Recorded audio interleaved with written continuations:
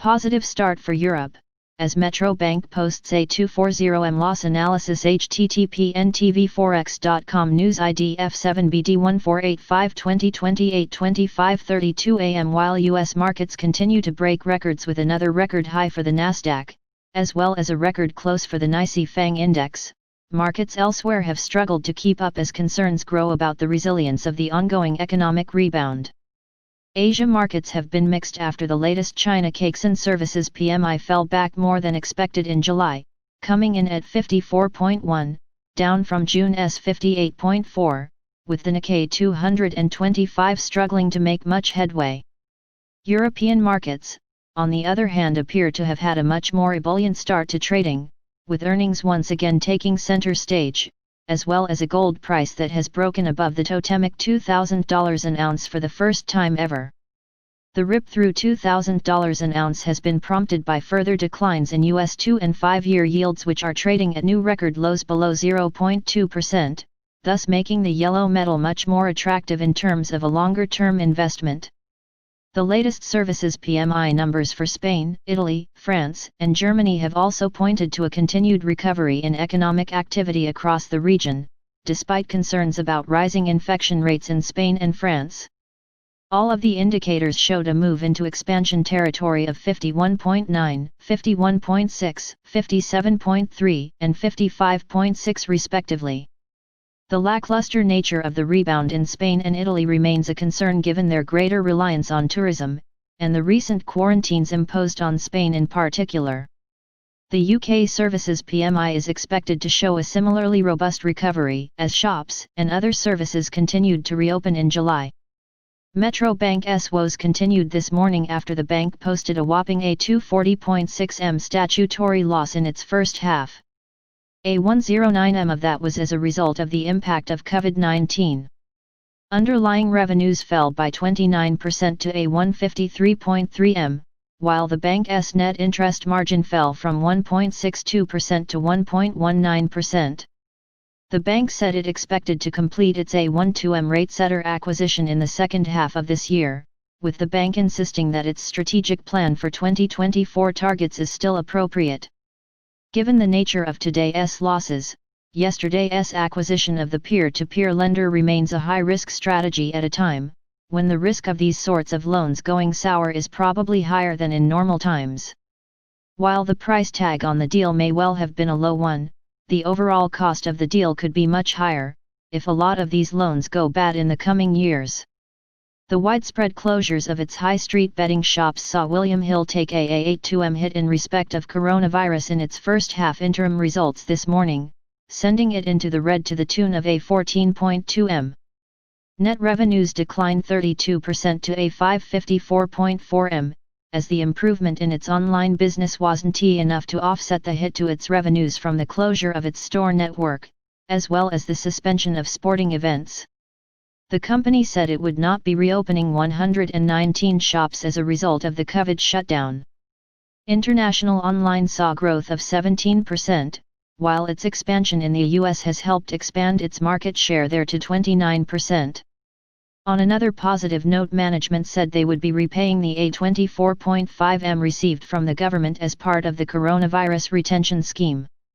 Legal & General latest first half numbers showed the company post a profit which was 4% above estimates, but was still well down on the year before.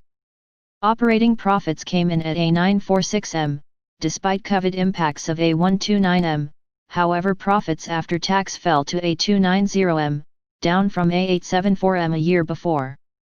Of all LMG's business divisions, there was some nervousness about the U.S. life assurance business due to the prevalence of the virus there, which could result in higher claims than elsewhere, and this appears to be weighing on the share price in early trading. Big box warehouse and logistics provider Segro appears to have weathered the coronavirus storm quite well after reporting a rise in first half adjusted pre-tax profit to a 140.4m, a rise of 6.5% from the same period a year ago.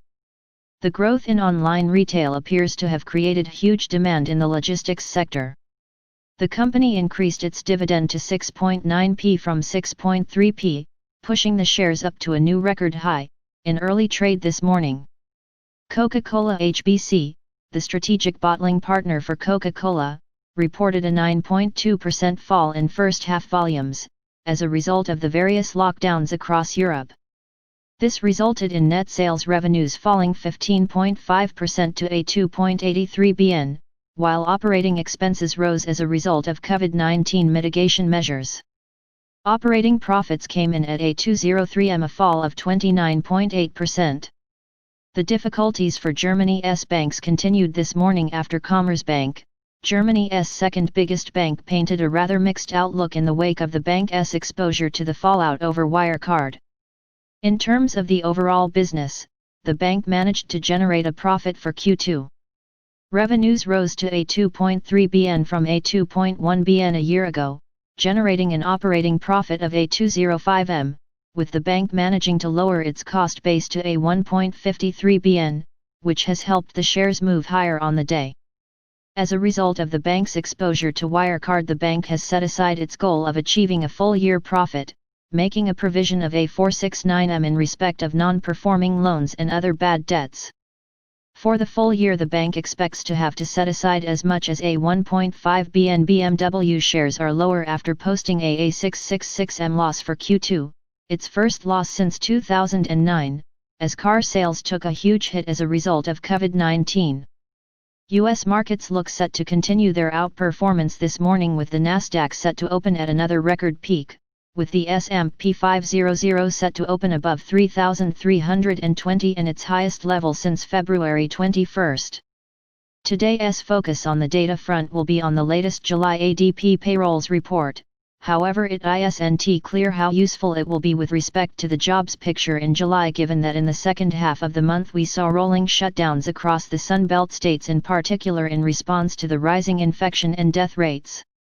Expectations are for 1.2 million jobs to be added, down from 2.37 million in June.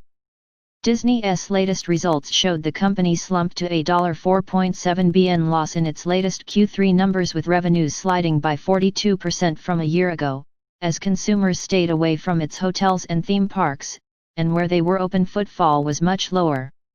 On the streaming side, the picture was more positive, with 60.5 million subscribers for Disney.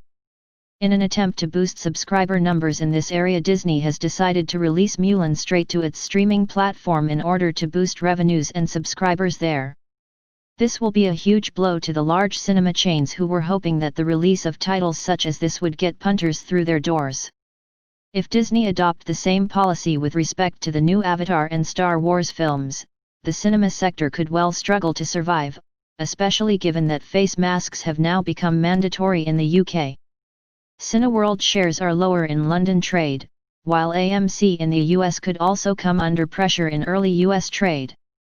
Dow Jones is expected to open 162 points higher at 26,990. S&P 500 is expected to open 18 points higher at 3,324. If you want to read real-time news, text messages to MT5 Expert Advisors page at https://mt5.expert.advisors.